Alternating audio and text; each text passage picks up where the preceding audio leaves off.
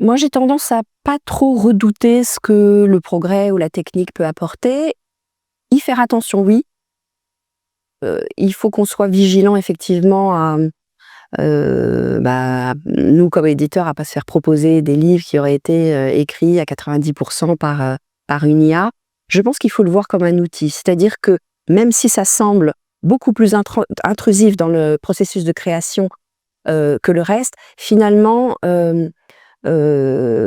on pourrait se dire, est-ce que, le passage de la machine à écrire à l'ordinateur n'aurait pas, joué? Et les questions se sont posées et certains auteurs que je connais qui sont toujours en vie se sont posé la question de savoir s'ils écriraient de la même façon avec l'ordinateur où on peut tout effacer, recommencer, ou avec, la machine à écrire où vous êtes obligé de tout écrire à la ligne et puis si vous avez quand même un petit peu des, comment dire? Des regrets à la marge parce que c'est plus dur de tout effacer ou alors il faut reprendre, enfin, voilà. Donc l'écriture était déjà pas la même.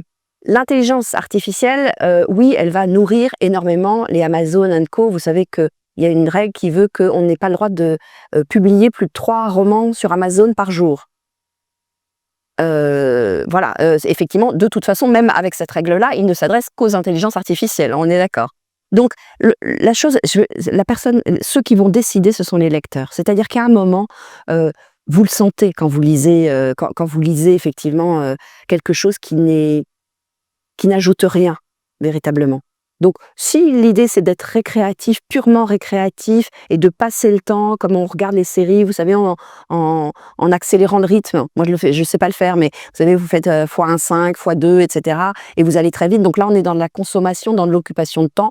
À ce moment-là, effectivement, on peut lire des romans par IA. Si l'idée c'est qu'à un moment, ça va vous apprendre des choses sur vous, sur les gens qui vous entourent et tout, je crois encore beaucoup au pouvoir de la créativité humaine.